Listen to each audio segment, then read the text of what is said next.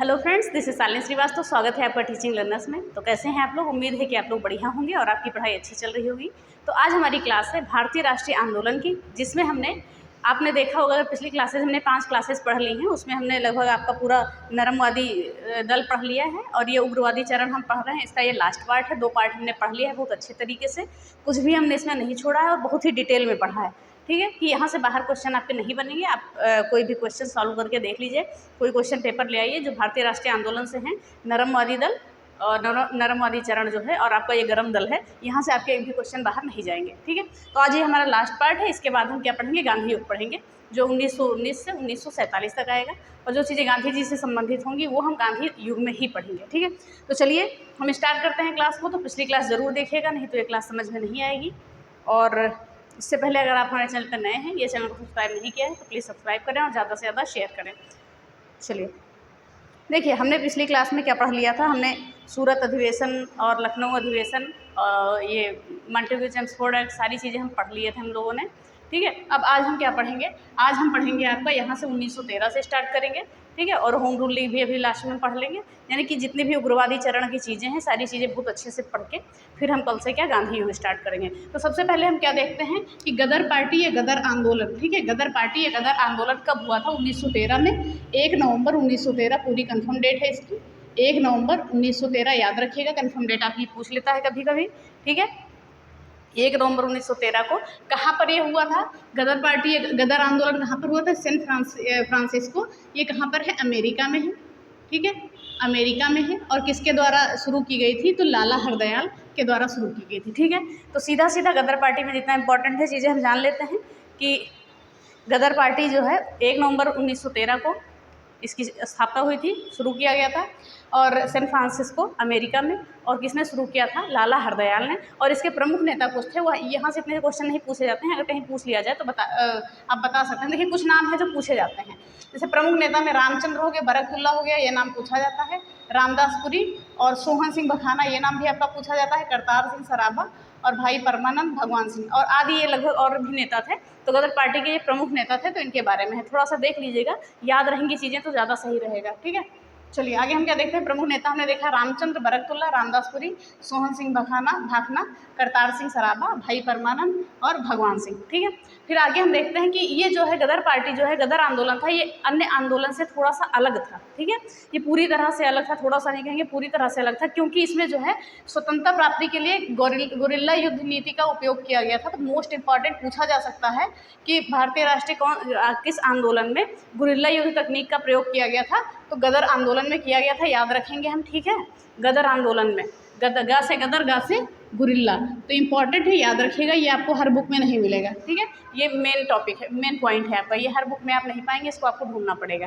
तो ठीक है, स्वतंत्रता प्राप्ति के लिए इन्होंने गुरिल्ला युद्ध तकनीक का प्रयोग किया था। गुरिल्ला युद्ध तकनीक का जो है प्रयोग किया था, तो इतनी चीज़ें हम जान जाते हैं। ठीक है, फिर आगे हम देखते हैं कि जो गदर पत्रिका थी, ये कौन सी पत्रिका थी? ये साप्ताहिक थी।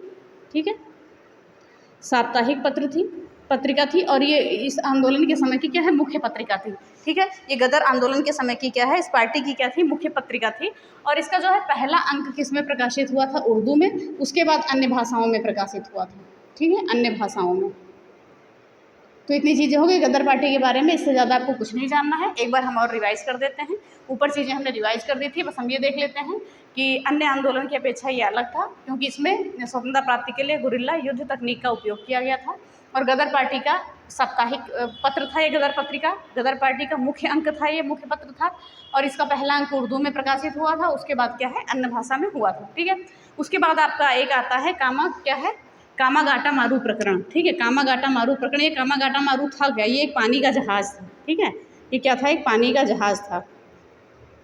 तो ध्यान से देखिएगा, इसमें क्या था, ये किससे संबंधित था पूछा जा सकता है। तो ये कनाडा में जो है भारतीयों के प्रवेश से संबंधित था, क्योंकि उन्होंने भारतीयों के प्रवेश पर प्रतिबंध लगा दिया था। ठीक है, उन्होंने भारतीयों के प्रवेश पर प्रतिबंध लगा दिया था, इसी से संबंधित था। और इसका उद्देश्य क्या था? इसका उद्देश्य था कि क्रांतिकारियों को जो है अंतर्राष्ट्रीय दृष्टिकोण के लिए प्रेरित करना। तो यही इसका क्या था? उद्देश्य था। तो इस आंदोलन की उपलब्धि भी कह सकते हैं और उद्देश्य भी कह सकते हैं कि इसमें क्रांतिकारियों को अंतर्राष्ट्रीय दृष्टिकोण अपनाने के लिए प्रेरित किया था। ठीक है, तो इसको हम उपलब्धि भी कह सकते हैं।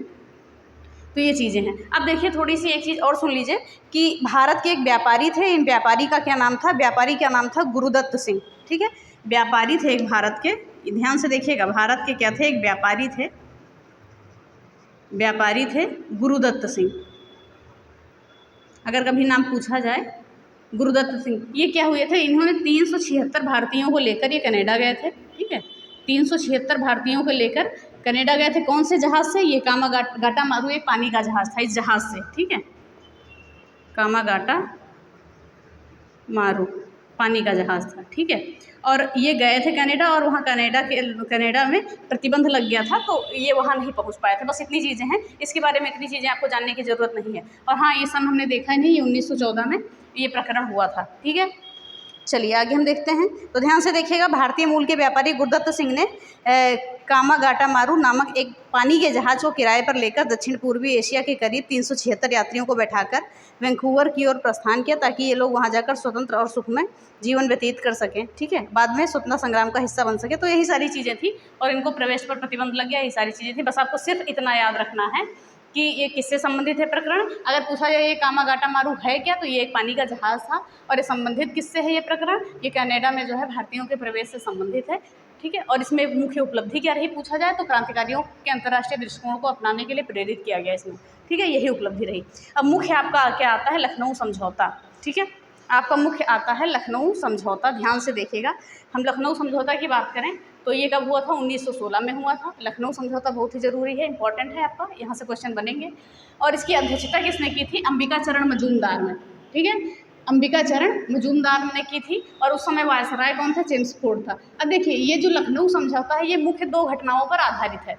ठीक है, 2 महत्वपूर्ण घटनाएं हुई थी जिन पर आधारित है। तो हमने पहली घटना क्या देखी कि हमने देखा था कि 1907 में जब है गरम दल को या उग्रवादियों को कांग्रेस से निष्कासित कर दिया गया था। अब उसके 9 साल बाद यहाँ पर क्या हुआ, उनकी पुनः वापसी हुई। तो हमने क्या देखा, उग्रवादियों को 9 वर्ष बाद कांग्रेस में पुनः वापसी, पहली घटना ये थी लखनऊ समझौता की। और पहले क्या हुआ था, 9 वर्ष पहले यानी कि 1907 में इन्हें जो है कांग्रेस से निकाल दिया गया था। ठीक है, कांग्रेस से निष्कासित कर दिया गया था, कांग्रेस से निष्कासित कर दिया था, निष्कासित कर दिया गया था। ठीक है, तो दिया लिख दिया है, तो देख लीजिएगा। तो पहली घटना क्या थी कि उग्रवादियों की 9 वर्ष बाद कांग्रेस में वापसी। और किस लिए वापसी हुई, क्योंकि 1907 में इन्हें सूरत अधिवेशन के समय ये दोनों लोग अलग हो गए थे, और उग्रवादियों को जो है कांग्रेस से निष्कासित कर दिया गया था। इतनी चीज़ें थी। ठीक है, अब हम देखते हैं आगे हमारा क्या है। आगे हमारी दूसरी घटना है कि कांग्रेस और मुस्लिम लीग के बीच ऐतिहासिक लखनऊ समझौता।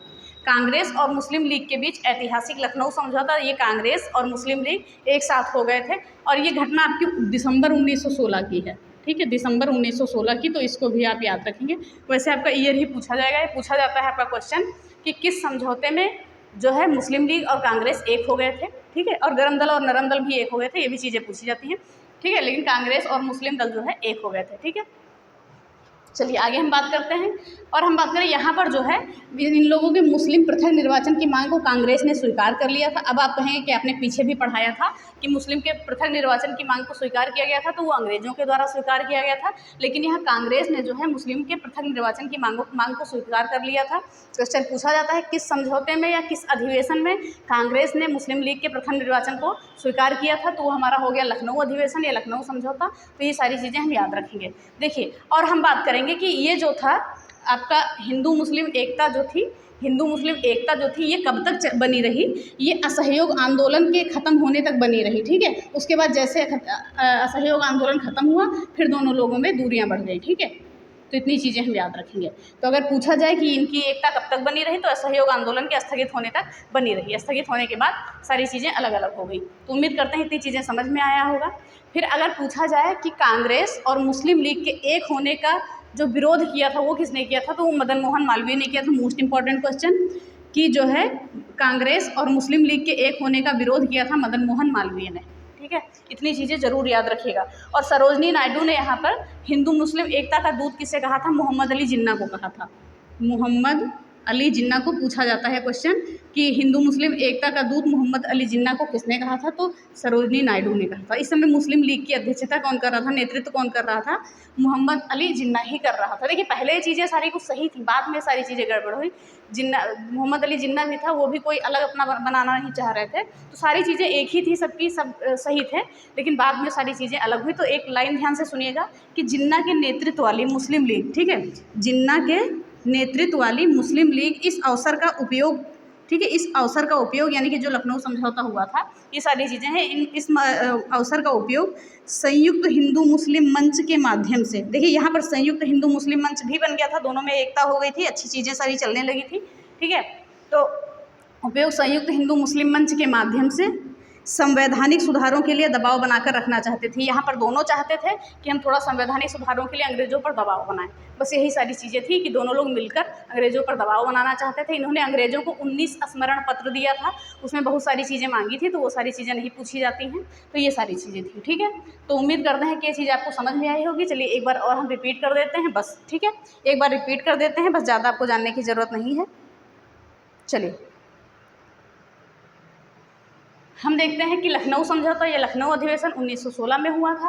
अध्यक्षता की थी अंबिका चरण मजूमदार ने। वायसराय इस समय कौन था? चेम्स्फोर्ड था। और ये 2 घटनाओं पर मुख्य रूप से आधारित था। कौन सी घटनाएं थी आपकी?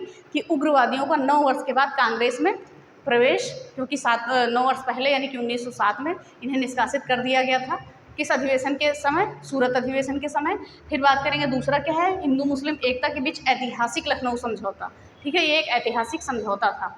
फिर बात करेंगे कांग्रेस जो है, कांग्रेस ने मुस्लिम पृथक निर्वाचन प्रणाली की मांग को स्वीकार कर लिया था और यहाँ पर इन लोगों की एकता बनी रही, असहयोग आंदोलन के भंग होने तक बनी रही, तब तक ये बनी रही, ठीक है।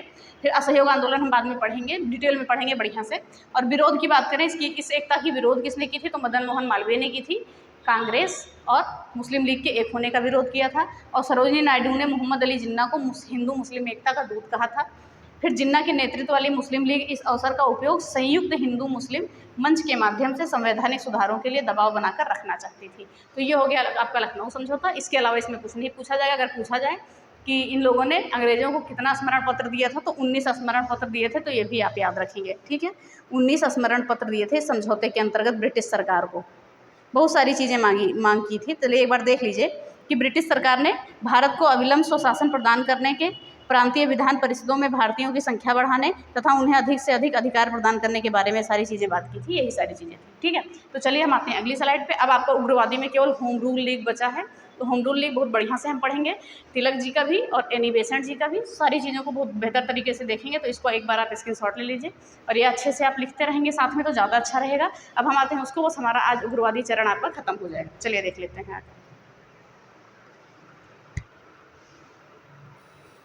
चलिए अब हम बात करते हैं होम रूल लीग आंदोलन 1916 की बात करेंगे। तो ध्यान से सुनिएगा। जब तिलक जी क्या हुए, जेल से रिहा हुए, तो उन्होंने सोचा कि जब तक हम कांग्रेस से मिलेंगे नहीं तब तक हमारा कोई आंदोलन जो है सफल नहीं होगा। तब ये इन्होंने क्या किया, क्योंकि देखिए तिलक जी जो थे, बाल गंगाधर तिलक जी थे, तो ये किसी की सुनते नहीं थे, क्योंकि उग्रवादी दल के भी थे और किसी की सुनते नहीं थे। लेकिन जब इन्होंने ये सोचा कि अगर हम बिना कांग्रेस में मिले कोई भी आंदोलन हमारा सफल नहीं हो रहा है, तो हमारा मिल जाना ही उचित है, तब ये लखनऊ समझौता जो हुआ था इसमें ये मिले थे, ठीक है। इतनी चीज़ें ये हो गई। अब हम बात करेंगे होम रूल लीग आंदोलन की। ध्यान से सुनिएगा चीज़ों को, बहुत एक एक लाइन इंपॉर्टेंट है, ठीक है। तो हम बात कर रहे हैं यहाँ पर, तो ये किसकी तर्ज पर स्थापना की गई थी? तो आयरलैंड की तर्ज पर इसकी होम रूल लीग की स्थापना की गई थी, याद रखिएगा। अगर पूछा जा रहा है कि होम रूल लीग की स्थापना किसकी तर्ज पर की गई थी, तो आयरलैंड की तर्ज पर होम रूल लीग की स्थापना की गई थी। और किसके द्वारा की गई थी? तिलक जी और एनी बेसेंट के द्वारा होम रूल लीग की स्थापना की गई थी। याद रखिएगा, तिलक जी और एनी बेसेंट, बाल गंगाधर तिलक और एनी बेसेंट के जो है, इन दोनों लोगों ने क्या की थी? होम रूल लीग की स्थापना की थी। ओके, फिर आगे हम देखते हैं कि भारत में स्वशासन हासिल करने के उद्देश्य से 2 होम रूल लीग प्रारंभ किए गए, ठीक है। 2 होम रूल लीग प्रारंभ किए गए। भारत में स्वशासन के लिए क्या किए गए? 2 होम रूल लीग प्रारंभ किए गए, एक तिलक जी का और एक एनी बेसेंट जी का। दोनों लोगों ने अपने कार्य क्षेत्र को अलग कर लिया कि हम पूरे भारत को कवर कर लेंगे, ठीक है। इन लोग का सोचना यही था। तो अगर पूछा जाए कि भारत में स्वशासन हासिल करने के उद्देश्य से कितने होम रूल लीग प्रारंभ किए गए, तो 2 प्रारंभ किए गए। किसका हिस्सा? एक तिलक जी का और एक एनी बेसेंट जी का, और दोनों लोग का पढ़ना जरूरी है, हम अच्छे से पढ़ेंगे दोनों लोगों को, ठीक है। और भारत में किसके उद्देश्य से? स्वशासन हासिल करने के उद्देश्य से। तो सबसे पहले हम क्या देखते हैं, तिलक जी का होम रूल लीग आंदोलन देख लेंगे। तो देखिए दोनों लोगों की ये मंथ पूछा जाता है, ईयर तो सेम है लेकिन मंथ पूछा जाता है। जो तिलक जी का होम रूल लीग आंदोलन था, इसकी शुरुआत कब की गई थी? उसकी शुरुआत की गई थी अप्रैल 1916 में। अप्रैल 1916 में शुरुआत की गई थी, याद रखिएगा, ठीक है। फिर अब हम बात करेंगे, इन्होंने जो है गठन की घोषणा अपनी एक बेलगाम कर्नाटक के प्रांतीय सम्मेलन में की थी। और कहीं कहीं पर ये लिखा गया है कि हेडक्वार्टर ही बेलगाम कर्नाटक में है, और कहीं कहीं पर लिखा है कि जो ये पूना में है इनका। तो दोनों आप ध्यान में रखिएगा, ठीक है। जिस हिसाब से ऑप्शन आएगा उस हिसाब से करिएगा, लेकिन जो आपका प्राथमिकता आप देंगे ये पूना को देंगे, ठीक है, कि पूना में इसका हेडक्वार्टर है। तो ध्यान से देखिए, इन्होंने अपने गठन की घोषणा एक बेलगाम कर्नाटक के प्रांतीय सम्मेलन में कर दी थी, लेकिन शुरुआत इन्होंने अपनी पूना में की थी और इसी को इन्होंने हेडक्वार्टर बनाया था, ठीक है। पूना को ही हेडक्वार्टर बनाया था। अगर हेडक्वार्टर पूछा जाए, ठीक है, यानी कि मुख्यालय, तो आप पूना बताएंगे। ओके, इतनी चीज़ें हो गई। अब देखिए इन्होंने किसकी मांग की थी?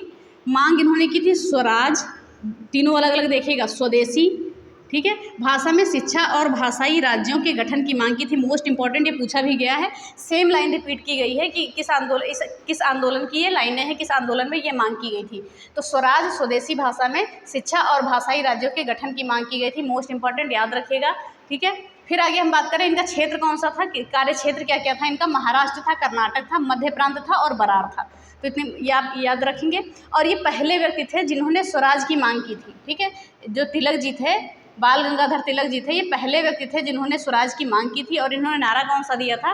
स्वराज हमारा जन्मसिद्ध अधिकार है और मैं इसे लेकर रहूँगा, ठीक है। तो याद रखिएगा, ये नारा तो आपने बचपन से सुना होगा, स्वराज हमारा जन्मसिद्ध अधिकार है और मैं इसे लेकर रहूँगा। अगर हम यहाँ बात करेंगे तिलक के होम रूल लीग आंदोलन की शाखाएँ कितनी थी, तो इनकी शाखाएँ थी 6।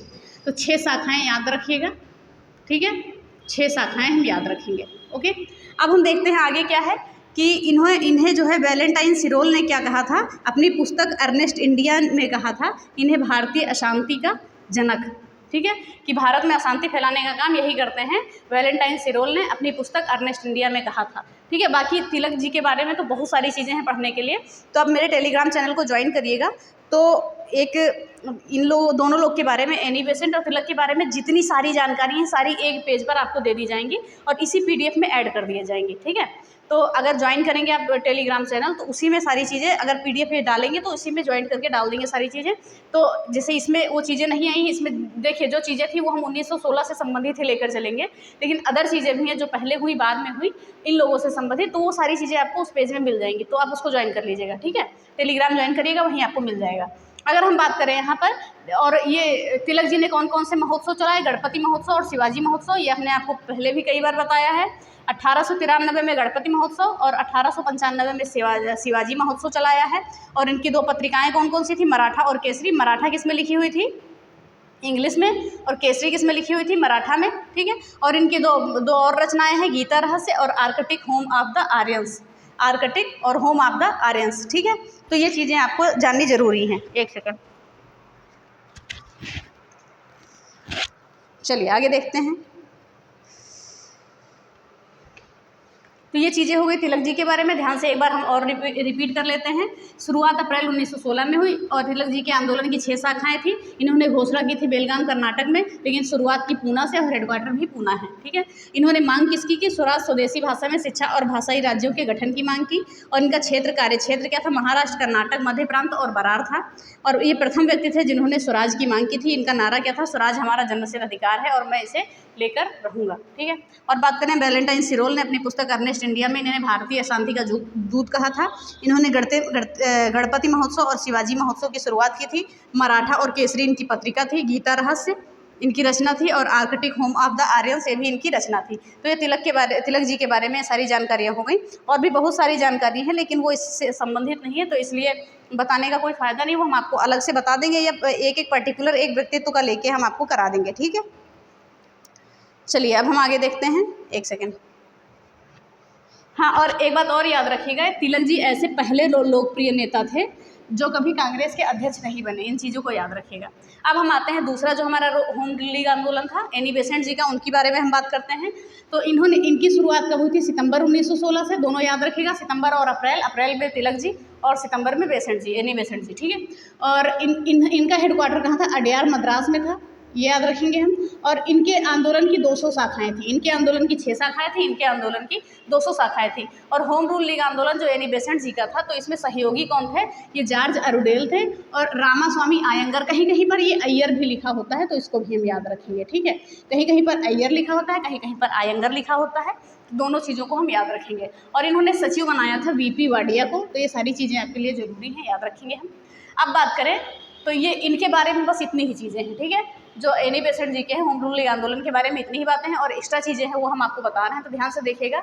एनी बेसेंट का होम रूल लीग आंदोलन की बात करें तो सितंबर 1916 में शुरुआत हुई थी, शाखाएं 200 थी, और मुख्यालय कहाँ था? अडयार मद्रास में। और सहयोगी थे जॉर्ज अरुडेल और रामास्वामी अय्यर, और वीपी वाडिया ने इनके सचिव थे, ठीक है। अब हम देखते हैं यहाँ पर, अब बात करेंगे कि 1920 में all India home rule league ने अपना नाम स्वराज सभा रख दिया था। तो यहाँ पर बात करेंगे, यहाँ पर नाम क्या रख दिया था? वो all India home rule league में स्वराज सभा नाम रख दिया था, स्वराज सभा।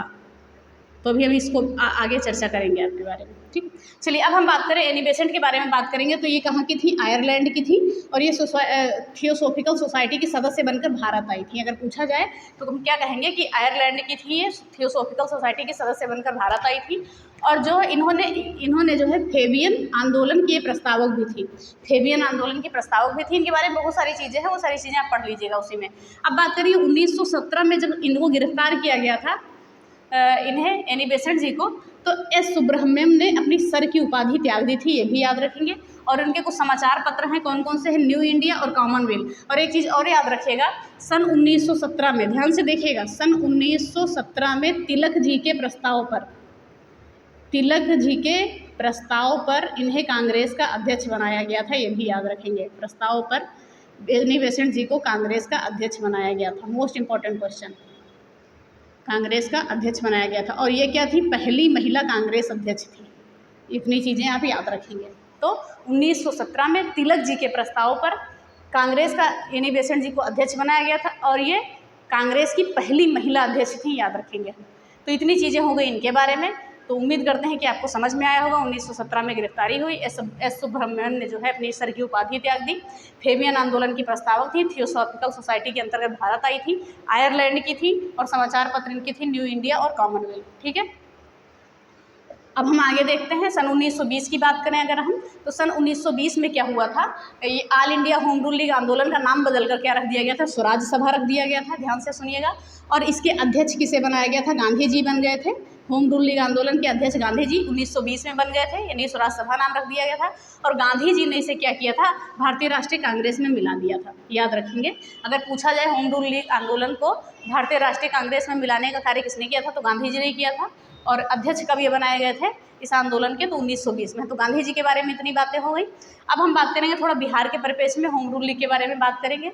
बिहार के बारे में भी जानना जरूरी है, क्योंकि आपका बिहार का एग्जाम है। चलिए हम तो देखते हैं बिहार के बारे में। तो बिहार में स्थापना कब हुई होम रूल लीग की? 16 दिसंबर 1916 को। इंपॉर्टेंट क्वेश्चन, याद रखिएगा, सबसे बाद में ये पहुंच गया। देखिए तिलक जी का जब अप्रैल का ये खत्म हो गया, सितंबर का इनका खत्म हो गया, फिर बिहार में जो है स्टार्ट हुआ।